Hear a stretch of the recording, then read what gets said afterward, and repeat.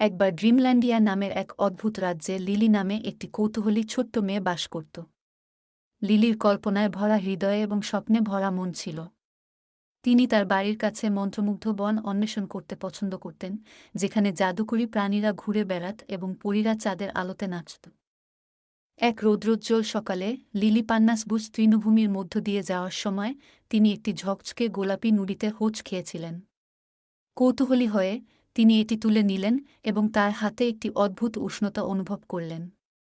সে খুব কমই জানত যে এই নুড়ি একটি অসাধারণ দুঃসাহসিক কাজের চাবিকাঠি ধরে রেখেছে। নুড়িটি তার হাতের তালুতে স্পর্শ করার সাথে সাথে এটি রোজাবেলা নামে একটি দীপ্তিমান পরীতে রূপান্তরিত হয়েছিল। রোজাবেলার ঝিলমিল ডানা ছিল প্রজাপতির মতো সূক্ষ্ম এবং সবচেয়ে মোহনীয় ফুলের পাপড়ি দিয়ে তৈরি একটি গাউন। তিনি একটি প্রফুল্ল হাসি দিয়ে লিলিকে স্বাগত জানালেন। আমি অভিভাবক পড়ি, রোজাবেলা ঘোষণা করলেন। লিলি, তোমাকে ড্রিমল্যান্ডিয়াকে একটি প্রাচীন অন্ধকার থেকে বাঁচানোর জন্য একটি বিশেষ অনুসন্ধানে যাত্রা করার জন্য বেছে নেওয়া হয়েছে। মহান মন্ত্রমুগ্ধের ক্ষমতা খুব শক্তিশালী হয়ে উঠেছে, আমাদের বিশ্বকে চির অন্ধকারে নিমজ্জিত করার হুমকি দিচ্ছে। তুমি কি আমাদের সাহায্য করবে, প্রিয় শিশু? উত্তেজনায় লিলির চোখ বড় হয়ে গেল। সে সাগ্রহে মাথা নাড়ল, তার দুর্দান্ত দুঃসাহসিক কাজ শুরু করার জন্য প্রস্তুত। রোজাবেলা লিলির হাত ধরেছিল এবং তারা মন্ত্রমুগ্ধ বনের মধ্য দিয়ে একটি জাদুকরী যাত্রা শুরু করেছিল, যেখানে গাছগুলি গোপন কথা ফিসফিস করে এবং প্রাণীরা মৃদু কণ্ঠে কথা বলে। তাদের প্রথম স্টপ ছিল টকিং ট্রি, একটি বুদ্ধিমান পুরানো ওক যিনি সভ্যতার উত্থান এবং পতনের সাক্ষী ছিলেন।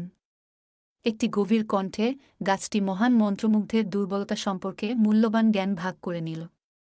লিলি এবং রোজাবেলা মনোযোগ সহকারে শোনেন, প্রতিটি শব্দে ভিজিয়েছিলেন নতুন জ্ঞানের সাথে সজ্জিত। তারা ক্রিস্টাল গুহায়, একটি চকচকে ভূগর্ভস্থ রাজ্যে প্রবেশ করেছিল। সেখানে তারা ক্রিস্টাল স্প্রাইট নামে পরিচিত জাদুকরী প্রাণীর মুখোমুখি হয়েছিল।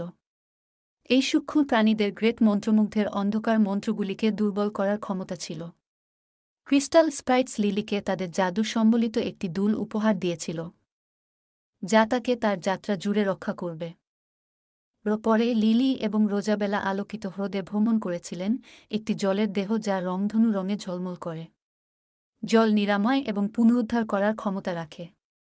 লিলি হ্রদে তার হাত ডুবিয়েছিল এবং তার শিরাগুলির মধ্য দিয়ে একটি প্রশান্তিদায়ক শক্তি অনুভব করেছিল, তার শক্তি এবং সাহসিকতা প্রদান করেছিল। তাদের চূড়ান্ত গন্তব্য ছিল টাওয়ার অফ হুইসপার্স, একটি মহিমান্বিত কাঠামো যা জ্বলজ্বলে ফায়ারফ্লাইজ দ্বারা বেষ্টিত। ভিতরে ঋষি নামে একটি জ্ঞানী পেঁচা তাদের জন্য অপেক্ষা করছিল।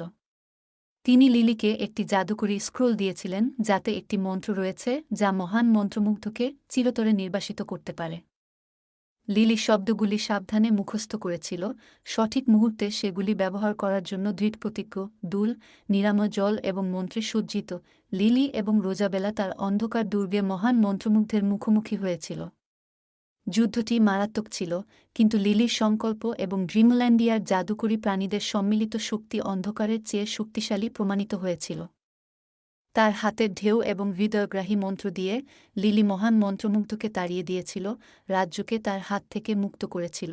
মেঘের আড়াল থেকে সূর্য উদিত হওয়ার সাথে সাথে ড্রিমল্যান্ডিয়া প্রাণবন্ত রং এবং আনন্দময় সুরে ফেটে পড়ে। জাদুকরী প্রাণীরা লিলির সাহসিকতা উদযাপন করেছিল, তাদের হৃদয় কৃতজ্ঞতায় উপচে পড়েছিল। লিলি তার নতুন বন্ধুদের বিদায় জানিয়েছিল, জেনেছিল যে তার দুঃসাহসিক কাজ শেষ হয়ে গেছে, কিন্তু স্মৃতি চিরকাল তার হৃদয়ে খোদাই করা হবে। বছর কেটে গেল এবং ড্রিমল্যান্ডিয়া একজন দয়ালু রানীর মৃদু শাসনে উন্নতি লাভ করে।